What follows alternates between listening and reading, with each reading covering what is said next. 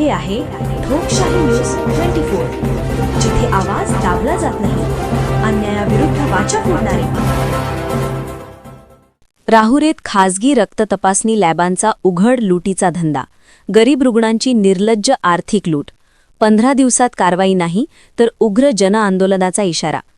राहुरी शहर व तालुक्यातील अनेक खासगी रक्त तपासणी म्हणजे पॅथॉलॉजी लॅबमध्ये शासनमान्य दरपत्रक जाणीवपूर्वक न लावता सामान्य नागरिकांची सर्रास आर्थिक लूट, फसवणूक व मानसिक छळ सुरू असल्याचा गंभीर आणि संतापजनक प्रकार उघडकीस आला असून या प्रकरणामुळे संपूर्ण आरोग्य व्यवस्थेवर काळा डाग लागला आहे.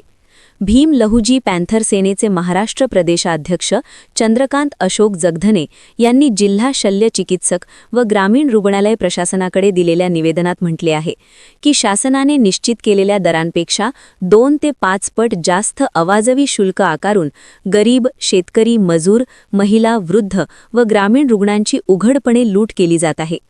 दरपत्रक दर्शनी भागात लावणे कायद्याने बंधनकारक असतानाही बहुतांश लॅबमध्ये ते लावले जात नाही, जेणेकरून नागरिकांना दर विचारताच येऊ नयेत. कोणी रुग्ण दर विचारल्यास त्याच्यावर उद्धटपणा, दमदाटी, अरेरावी, मानसिक दडपण आणि अपमानास्पद वर्तन केले जात असल्याचे गंभीर आरोप करण्यात आले आहेत.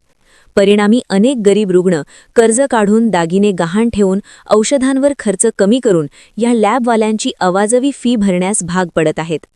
हा प्रकार क्लिनिकल एस्टॅब्लिशमेंट्स ॲक्ट 2010, ग्राहक संरक्षण अधिनियम 2019, महाराष्ट्र नर्सिंग होम अधिनियम तसेच भारतीय दंडसंहिता कलम 420, 406 व 334 अंतर्गत थेट गुन्हेगारी स्वरूपाचा असून ही केवळ निष्काळजीपणा नसून संघटित आर्थिक शोषण व आरोग्य व्यवस्थेतील संगनमताने चालवलेले लुटीचे रॅकेट असल्याचा संशय व्यक्त करण्यात आला आहे.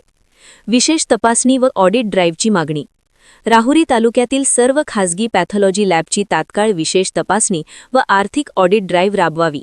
दोषी लॅबचे परवाने तात्काळ रद्द करून कामकाज बंद करावे, फौजदारी गुन्हे दाखल करावेत आणि नागरिकांकडून बेकायदेशीररित्या उकळलेली रक्कम परत मिळवून द्यावी, अशी ठाम मागणी करण्यात आली आहे. 15 दिवसात कारवाई नाही तर उग्र जनआंदोलन. जर 15 दिवसांच्या आत ठोस व कठोर कारवाई झाली नाही तर जिल्हा शल्य चिकित्सक कार्यालयासमोर तीव्र जनआंदोलन, धरणे आंदोलन व आमरण उपोषण छेडण्यात येईल, असा थेट इशारा देण्यात आला आहे. तसेच हे प्रकरण राज्य आरोग्य संचालक, आरोग्यमंत्री कार्यालय, लोकायुक्त, मानवाधिकार आयोग, ग्राहक न्यायालय व प्रसारमाध्यमांमार्फत राज्यभर उचलून धरले जाईल, असेही स्पष्ट करण्यात आले आहे.